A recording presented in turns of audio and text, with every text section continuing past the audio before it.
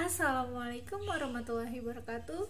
Hai, perkenalkan nama saya Siti Rohma dengan NIM 1914-20014,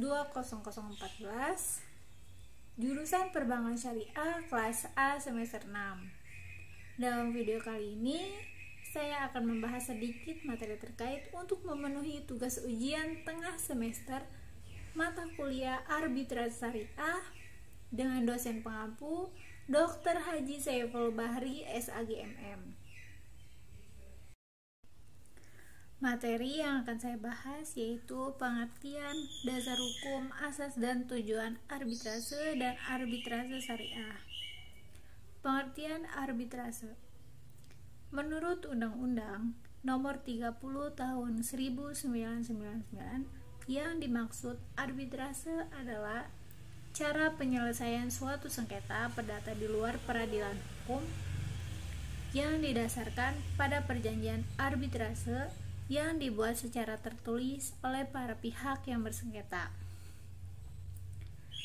Arbitrase juga bisa diartikan sebagai salah satu cara penyelesaian sengketa perdata di luar peradilan umum yang didasarkan pada perjanjian arbitrase yang dibuat secara tertulis oleh para pihak yang bersengketa.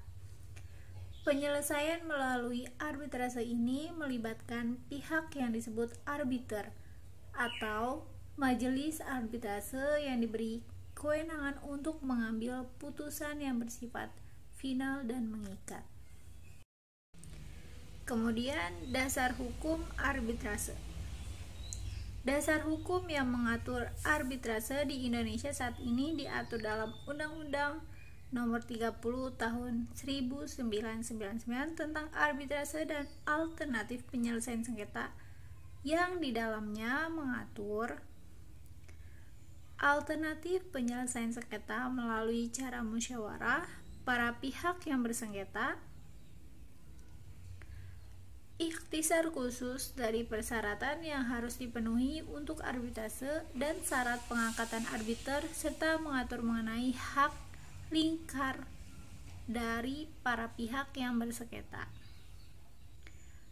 Tata cara untuk beracara di hadapan majelis arbitrase dan dimungkinkannya arbiter dapat mengambil putusan provisional atau putusan selainnya, termasuk menetapkan sita jaminan, memerintahkan penitipan barang atau menjual barang yang sudah rusak, serta mendengarkan keterangan saksi dan saksi ahli. Dan yang kelima, pembatalan putusan arbitrase.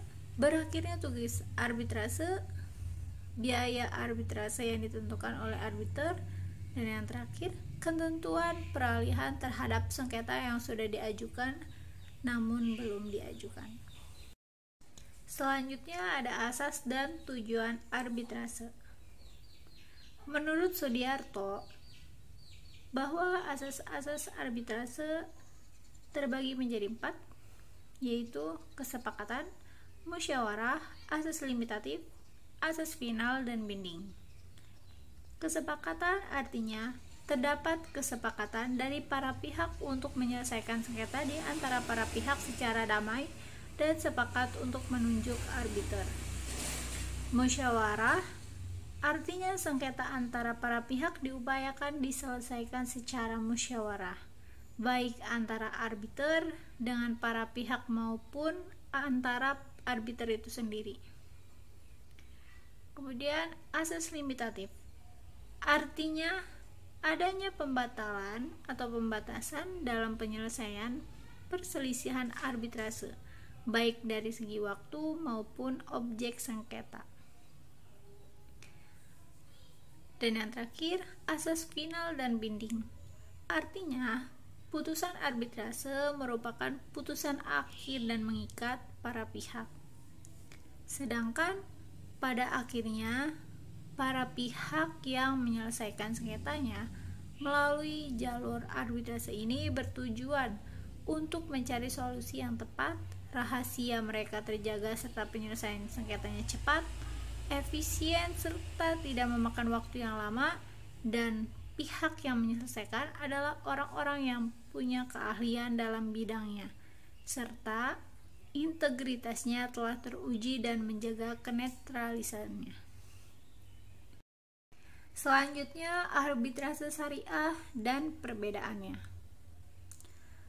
Arbitrase syariah adalah pengangkatan atau penunjukan secara sukarela dari dua orang yang bersengketa akan seseorang yang mereka percaya untuk menyelesaikan sengketa atau pertikaian mereka. Dalam segi perbedaan arbitrase syariah dengan arbitrase konvensional terletak pada tata cara dan landasan hukum yang menjadi acuan proses arbitrase tersebut, yakni syariat Islam.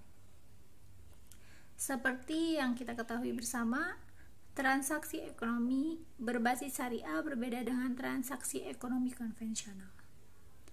Nah, salah satu yang paling mencolok yaitu adanya larangan terhadap riba, berdirinya Badan Arbitrase Muamalat Indonesia atau yang kita kenal dengan BAMUI.